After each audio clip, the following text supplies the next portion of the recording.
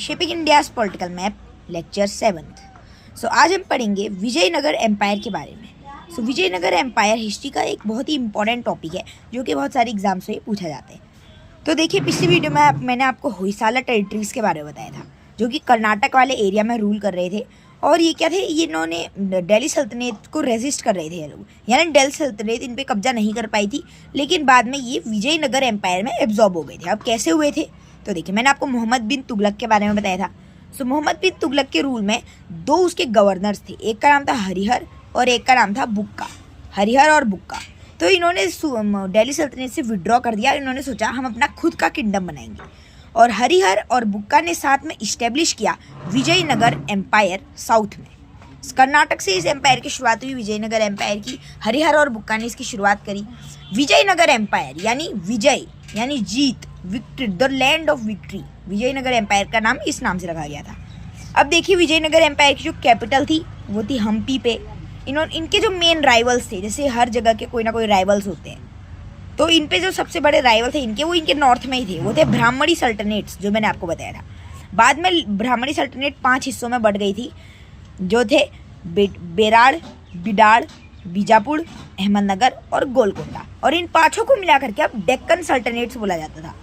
एक बार दोबारा, डेक्कन सल्तनट्स टोटली 5 थी: बीजापुर, गोलकोंडा, अहमदनगर, बेराड़ और बिडार। तो ये 5 डेक्कन सल्तनट्स थी जो कि विजयनगर एम्पायर के नॉर्थ में थी, और यही उनके सबसे बड़े राइवल्स भी थे। अब देखिए, विजयनगर एम्पायर नॉर्मली चल रहा था जब तक उनके एक रूलर नहीं आए, कृष्णदेवराय। तो कृष्णदेवराय इनके सबसे सेलिब्रेटेड रूलर थे, एकदम स्किल्ड, मिलिट्री में भी बहुत, मिलिट्री मैटर्स में भी बहुत अच्छे थे, अच्छे पोएट थे। तो जब कृष्णदेवराय का रेन स्टार्ट हुआ, तब धीरे धीरे विजयनगर एम्पायर अपनी पीक की ओर बढ़ा। विजयनगर एम्पायर को मिलिट्री स्ट्रेंथ भी मिली, कल्चरल रिनाइसेंस भी मिला, सब इन्होंने अचीव कर लिया।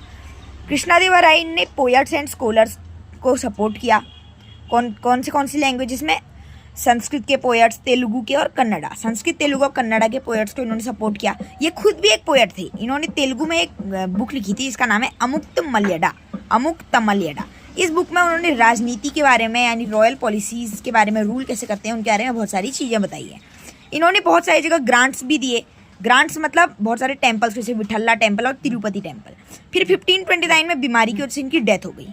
तो अब देखिए, जो डेक्कन सल्तनत से उन्होंने फ़ायदा उठाया, और 1565 में इनके सन इन लॉ रामाराया को हरा करके 5 डेक्कन सल्तनट्स ने एक टीम बनाई, और इनके सन इन लॉ को हरा करके विजयनगर एम्पायर को 1565 में एंड कर दिया। और इस फाइट को कहा जाता था battle of Talikota. Thank you.